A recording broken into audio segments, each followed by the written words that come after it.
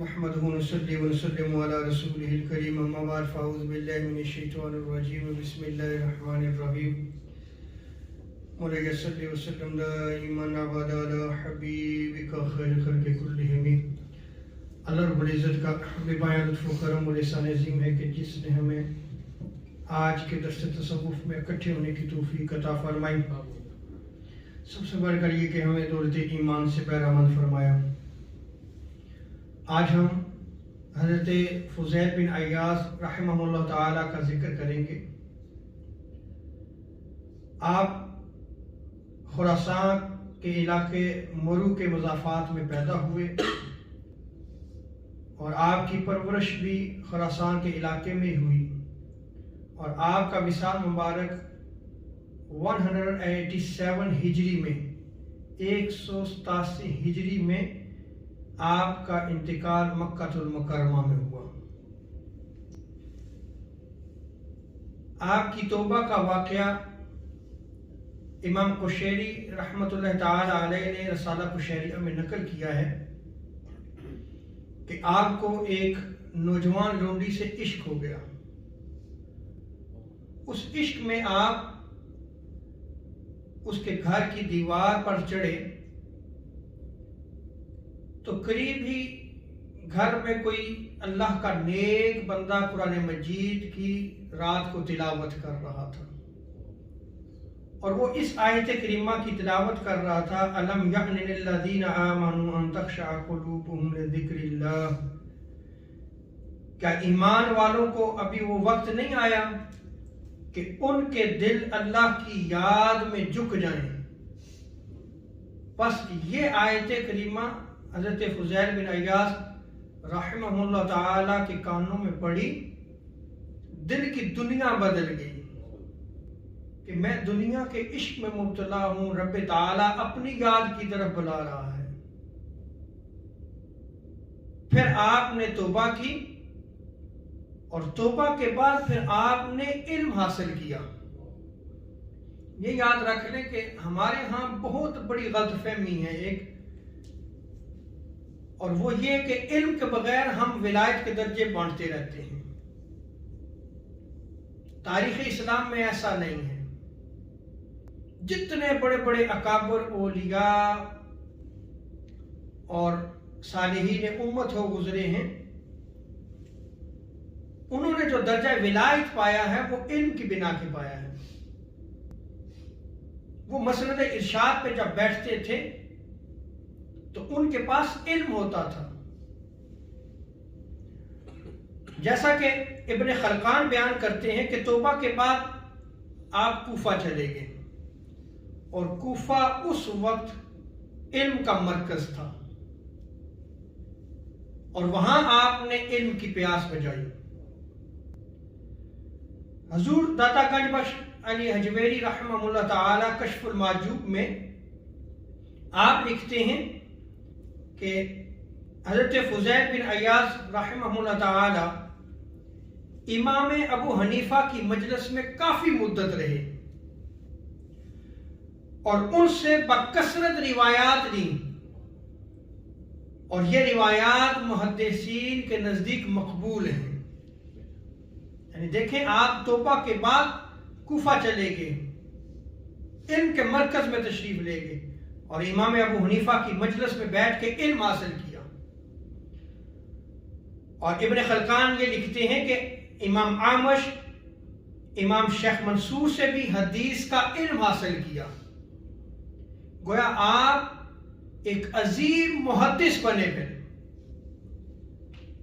اور فقہ اور حدیث میں آپ کے شیوخ میں امام سلیمان، امام یحییٰ بن سعید، امام محمد بن اسحاق اور امام جعفر بن محمد الصادق رحمہ اللہ تعالی، سفیان ثوری اور امام ابو حنیفہ رحمہ اللہ تعالی آتے ہیں۔ تو دیکھیں کتنے اکابر شخصیات جو ہے وہ آپ کے شیوخ اور اساتذہ میں آتے ہیں، کہ جہاں سے آپ نے علم حدیث بھی حاصل کیا اور علم فقہ بھی حاصل کیا۔ حضرت فضیل بن عیاض رحمہ اللہ تعالی آپ فرماتے تھے کہ جب اللہ تبارک و تعالیٰ کسی بندے سے محبت کرتا ہے تو اس کے غموں کو بڑھا دیتا ہے، اس کے غم بڑھ جاتے ہیں، اس کے غم زیادہ ہو جاتے ہیں. اور جب اللہ تبارک و تعالیٰ کسی بندے کو ناپسند کرتا ہے تو اس پہ دنیا کشادہ کر دیتا ہے. ہمارا آج جو ہے وہ کنسپٹ دوسرا ہے. ہم اگر نعمتوں میں رہتے ہیں تو کہتے ہیں کہ رب تعالیٰ ہمیں تو پسند کرتا ہے اسی لیے تو ہم نعمتوں میں ہیں. اکابرین یہ نقطہ نہیں رکھتے تھے. دنیا جس پہ جتنی کشادہ ہوتی چلی جائے، جتنی دنیا اس کے لیے وسیع ہوتی چلی جائے، دنیا میں وہ پھنستا چلا جائے، ممکن ہے یہ اس کے لیے امتحان ہو. اس لیے بھی کہ حضرت فضیل بن عیاض رحمہ اللہ تعالی آپ فرماتے تھے کہ اگر پوری دنیا مجھے دے دی جائے اور کہا جائے کہ یہ ساری دنیا تیری ہے اور تجھے حساب نہیں لیا جائے گا، کوئی حساب کتاب نہیں ہے، تو آپ فرمایا کرتے کہ پھر بھی مجھے اس دنیا سے گھن آتی ہے. اور ایسے گھن آتی ہے کہ جس طرح ایک مردار سے گھن آتی ہے. جب اس کے پاس سے گزرے تو بندہ کوشش کرتا ہے کہ اس مردار سے جو ہے اس کے کپڑے بھی ناپاک نہ ہوں. کہتے ہیں میں اس قدر اس دنیا سے جو ہے وہ نفرت کرتا ہوں، مجھے گھن آتی ہے. آقا علیہ السلام بھی ایک مرتبہ صحابہ کرام رضوان اللہ تعالیٰ علیہ مجمعین کے ساتھ گزرے تو ایک بکری کا بچہ مردار پڑا ہوا تھا. تو حضور نے ارشاد فرمایا کہ کیا تمہارے ہاں اس کی کوئی قدر و قیمت ہے؟ عرض کی یا رسول اللہ اس کی تو کوئی قدر و قیمت نہیں، یہ تو مردار ہے. تو حضور علیہ السلام نے ارشاد فرمایا کہ اللہ کے ہاں دنیا کی عزت اس سے بھی کم تر ہے.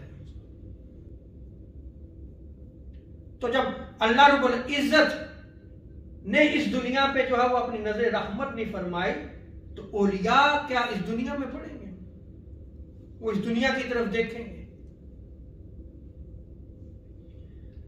اور حضرت فضیل بن عیاض رحمہ اللہ تعالی آپ فرماتے تھے لوگوں کے لیے عمل کو چھوڑ دینا یہ ریاکاری ہے کہ تم اس لیے اس عمل کو چھوڑ دو کہ لوگ دیکھ لیں. کہتے ہیں یہ ریاکاری، یہ شوونگ آف ہے. اور لوگوں کے دکھاوے کے لیے عمل کرنا کہ لوگ دیکھیں کہ بڑا نیک ہے، فرماتے ہیں کہ یہ شرک خفی ہے. اور حضرت ابو علی رازی رحمہ اللہ تعالی آپ فرماتے ہیں کہ میں 3 سال حضرت فضیل بن عیاض کے ساتھ رہا، میں نے کبھی آپ کو ہنستے اور مسکراتے نہیں دیکھا.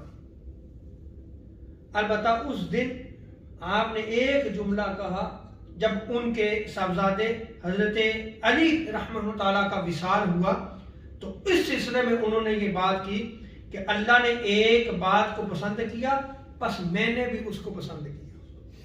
یعنی اگر کوئی مصیبت آتی تو اس پہ بھی وہ راضی ہوتے کہ یہ رب کی قضا ہے، رب جس میں راضی.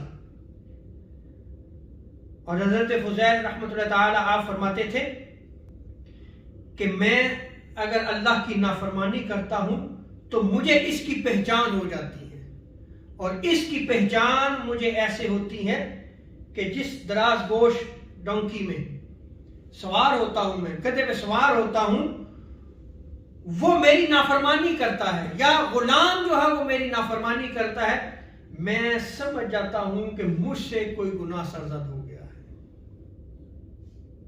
یہ اکابر اولیاء کی زندگی کے احوال ہیں.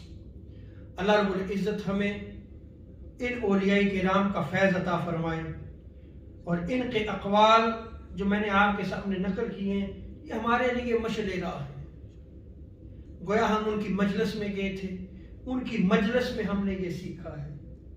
اور اکابر علماء اور اولیاء پہلے زمانوں میں ان کتابوں کو اپنے ساتھ رکھا کرتے تھے، پڑھا کرتے تھے اور پڑھ کے اپنی زندگی کے حال کو بدلا کرتے تھے.